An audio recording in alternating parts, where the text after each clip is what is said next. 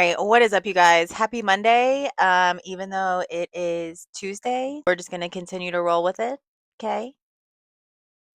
Um,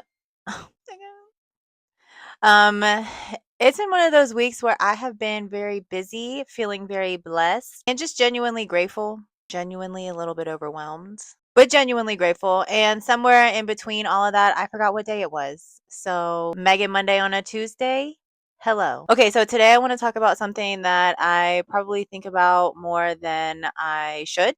And I know I'm not alone in this because I was talking to one of my friends the other day and she was like, "Girl, this is my life."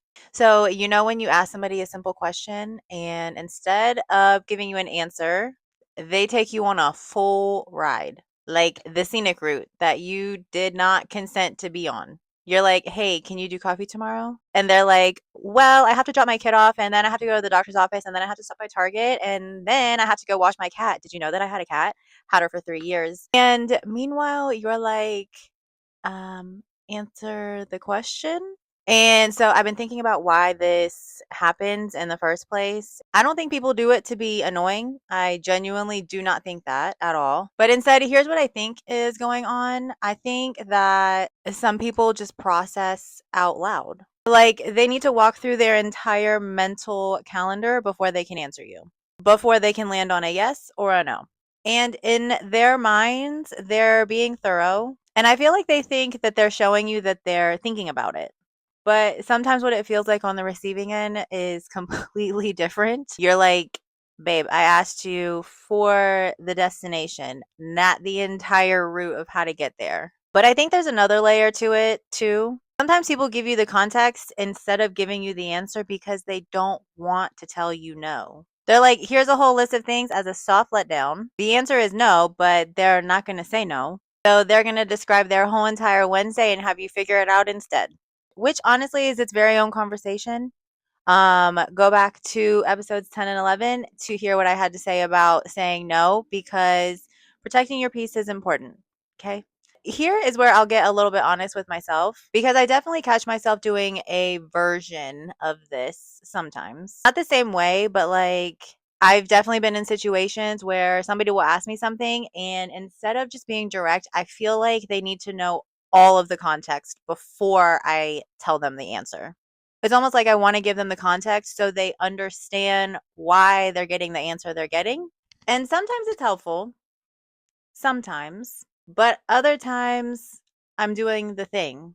I'm narrating the entire GPS route. So I've been working on this, just leading with the answer and then adding the context after if needed. It sounds simple, but it definitely can take some practice because I honestly think there's something that feels a little bit vulnerable about just giving a straight up direct answer with zero padding at all. And I definitely think that is what today's episode is about, over explaining the scenic route answers. A lot of it comes down to the fear of just being misunderstood. Almost like if I just say yes or no or I don't know, you could judge me in my answer without understanding where I'm coming from. But to be honest, here's what I've learned. Most of the time, the people asking you the question just want to move forward, not looking to catch you. They've asked a simple thing because they need a simple thing. And then when you bury the answer, it sometimes can create this friction and sometimes it creates distance because now the other person has to do the emotional labor just to try and figure out what you're actually trying to say. So here's what I want you to take away from this. Two things. One, if you are somebody that likes to over explain, try this. Answer first and then explain. Literally just reverse the order. "I can't do tomorrow, but I'm free Thursday." And then if you want to add context, go ahead. But I think definitely the answer should start coming first. And two, if you're on the receiving end and you feel yourself getting frustrated with somebody that does this, just gently redirect. It doesn't have to be rude. Simple. "So is that a yes or a no?" is not mean.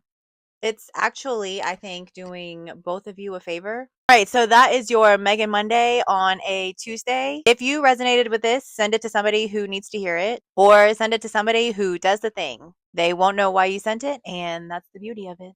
All right, I'll see you guys next week, hopefully on Monday, but no promises.